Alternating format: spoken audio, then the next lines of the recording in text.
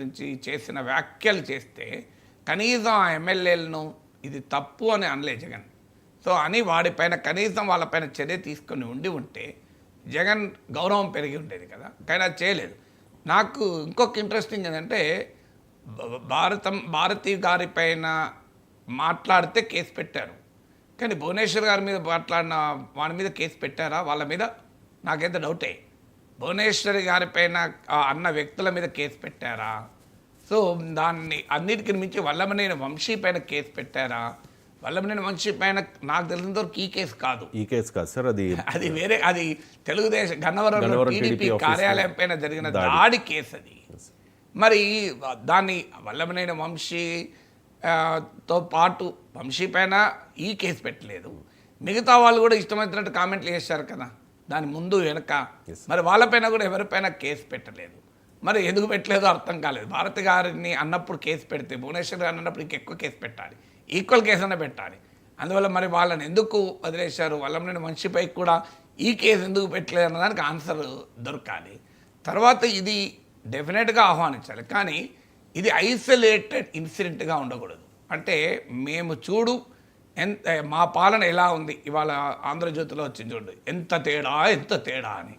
So ఆ ఎంత తేడా అనేటువంటి ఇమేజ్ మేనేజ్మెంట్కు తీసుకున్న చర్యగా ఉండకూడదనే కోరుకోవాలి. అంటే జగన్మోహన్ రెడ్డి ఆయన ప్రభుత్వం ఎలా వ్యవహరించింది, చంద్రబాబు నాయుడు కూటమి ప్రభుత్వం ఎలా వ్యవహరిస్తుంది, ఎంత తేడా అని చెప్పడానికి మాత్రమే తీసుకున్న ఒక చర్యగా ఉండకూడదు. ఇది ఒక సస్టైన్డ్ సిస్టమేటిక్ యాక్టివిటీ లాగా సోషల్ మీడియాలో ఏ రకమైన అబ్యూజెస్ ఉన్నా ఇదేమో పరాకాష్ట. భారతి గారి మీద అన్నది పరాకాష్ట, భువనేశ్వర్ గారి మీద అన్నది పరాకాష్ట. కానీ ఇది ఒక సోషల్ మీడియా దుర్మార్గం, ఉన్మాదం అనేది ఒక ప్రాసెస్ లాగా. జగన్మోహన్ రెడ్డి పైన విమర్శలు చూశాం కదా, ఆఖరికి షర్మిల మీద పోస్టులు, తన సొంత చెల్లెల షర్మిల గారి మీద పోస్టులు పెట్టినా ఉపేక్షించారు అనేది కదా. సో అందువల్ల this should be a good beginning. So ఇదొక హెచ్చరిక కావాలి. అంటే కేవలము ఆ స్థాయిలోనే కాదు, మీరు సోషల్ మీడియాలో కౌంటర్ చేయొచ్చు, ప్రశ్నించవచ్చు, మీ వైఖరి చెప్పచ్చు. ఎవరైనా కూటమి ప్రభుత్వ విధానాల్ని విమర్శిస్తే, వ్యాఖ్యానిస్తే వారికి ఎంత సమర్థవంతంగా కౌంటర్ చేయొచ్చు. కానీ భాషకు హద్దులుంటాయి, పరిధులుంటాయి. మరీ ముఖ్యంగా నేరపూరితమైన థ్రెట్స్ ఉండదు, చంపేస్తాం, కొడతాం, బూతులు తిడతామని. కానీ ఇది నిరంతరం జరుగుతుంది. ఇప్పుడు నా పైన నన్ను చంపుతామని వచ్చిన మెసేజ్ నేను లోకేష్కి పంపించాను. అతని మీద ఏ చర్య తీసుకోవాలి ఇప్పటివరకు. నా వ్యక్తిగతంగా నన్ను నీచంగా అన్నవారిని కూడా కరోనా వైరస్లతో పోల్చడం అంటే ఏంటి, చంపేవనే కదా మీనింగ్. సో అతి నీచంగా వ్యక్తిగతంగా కూడా అన్న వాళ్ళపైన నేను కేసు పెట్టి ఆ ఎఫ్ఐఆర్ కూడా లోకేష్కి పంపాను. హైదరాబాదులో పెట్టిన కేసు ఎఫ్ఐఆర్ పంపాను. సో ఆ వీడియోలు పంపాను, ఆ వాట్సాప్ పోస్టులు కూడా పంపాను. నాకు లోకేష్ ఆఫీస్ నుంచి జై అనే అతను ఫోన్ కూడా చేశాడు. సార్ లోకేష్ గారు మాకు చెప్పారు చర్యలు ఎట్టి పరిస్థితుల్లో మీరు అనుమతించమని. I felt happy and appreciated it. And మొత్తం లింకులన్నీ పంపాను, చర్యలు తీసుకుంటామన్నారు. కానీ నాకు తెలిసినంతవరకు ఎవరి మీద ఇంతవరకు కేసు పెట్టలేదు. సో ఎందుకు ఈ ఉదాహరణ చెప్తున్నానంటే, అఫ్కోర్స్ లోకేష్ హామీ ఇచ్చినప్పటి నుంచి అదే తీవ్రత తగ్గింది, అంతవరకు గ్యారంటీ. ఇప్పుడు ఇక ముందు మీ పైన ఎవరేమన్నా నాకు పంపండి అని ఆయన జై చెప్పాడు. నాకు లోకేష్ ఇన్స్ట్రక్షన్లు ఇచ్చారు సార్. నాకు కూడా లోకేష్ గారు మెసేజ్ కూడా పెట్టారు, sir we will take care అని. సో అందువల్ల అప్పటి నుంచి తగ్గడం మీద తగ్గినాయి, అనుమానం లేదు. సో ఆ రకమైన థ్రెట్లు ఓపెన్గా తగ్గిపోయాయి ఆ లోకేష్ అష్యూరెన్స్ ఇచ్చాక. మరి కానీ వారిపైన కేసులు ఏమైనాయి? వారు అంత నీచంగా మాట్లాడిన వాళ్ళపైన, చంపేస్తామని బెదిరించిన వాళ్ళపైన, అందులో ఒక వ్యక్తి అయితే మంగళగిరిలో ఉంటాడు, మనం కూడా చూపెట్టాము ఒకసారి. సో అందువల్ల కానీ లైవ్లో చూపెట్టాము, మాట్లాడాము, అంత ఓపెన్గా ఎవరి మీద ఏ కేసు లేదు. లోకేష్కి పంపించాము, కానీ ఎక్కడా ఏ కేసు లేదు.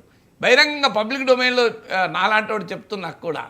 అంటే అందుకే నేను అనేది ఏంటంటే, ఒక పరాకాష్ఠకు చేరి అతి దుర్మార్గమైన సభ్య సమాజం అసహించుకొని తెలుగుదేశం పార్టీ కార్యకర్తలు కూడా సమర్థించలేని దుర్మార్గమైన భాషలో ఆ కిరణ్ అనే అతను పోస్టులు పెట్టాడు.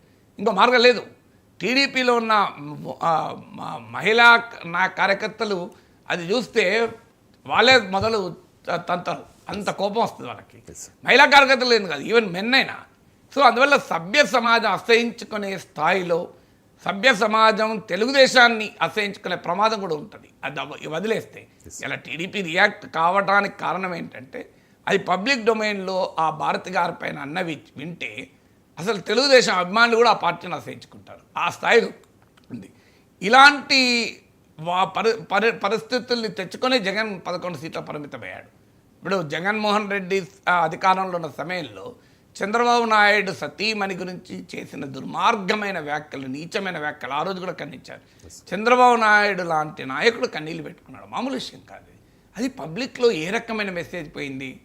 జగన్మోహన్ రెడ్డి పతనానికి ఇది ఎంత కారణమని నేను పర్సంటేజ్ చెప్పలేను, కానీ ఖచ్చితంగా పబ్లిక్ పర్సెప్షన్ల పైన జగన్మోహన్ రెడ్డి పట్ల ప్రజల వ్యతిరేకతకు ఒక సిగ్నిఫికెంట్గా కంట్రిబ్యూట్ చేసి ఉంటుంది. ఎందుకంటే మన దేశంలో కొన్ని కల్చర్ ఉంటుంది. ఒక నీకన్నా వయసులో పెద్దవారు, నీ తండ్రితో కలిసి రాజకీయం చేసిన వారు, రాష్ట్రాన్ని 14 సంవత్సరాలు పాలించిన నాయకుడు, జాతీయ రాజకీయాలను ప్రభావితం చేసిన నాయకుడు నిస్సహాయ స్థితిలో కన్నీళ్లు పెట్టుకోవాల్సిన పరిస్థితి వచ్చిందంటే గుండె తరుక్కుపోతుంది కదా, మామూలు విషయం కాదు కదా. సో అది జగన్మోహన్ రెడ్డిని దెబ్బతీసింది, గ్యారెంటీగా దెబ్బతీసింది.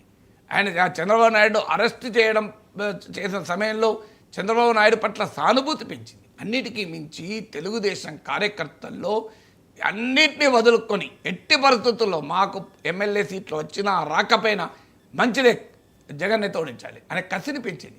అందుకే ఒక వర్మ, ఒక శేషారావులు తమ సీట్లు వదులుకొని జనసేనకు సీట్లు ఇచ్చినా బాధపడకుండా వదిలేశారు. ఎందుకంటే మాకు ఇప్పుడు జగన్ ఓడించిన లక్ష్యమని. అంతటి కసిని తెలుగుదేశం కార్యకర్తల్లోనూ చంద్రబాబు నాయుడు కుటుంబంలో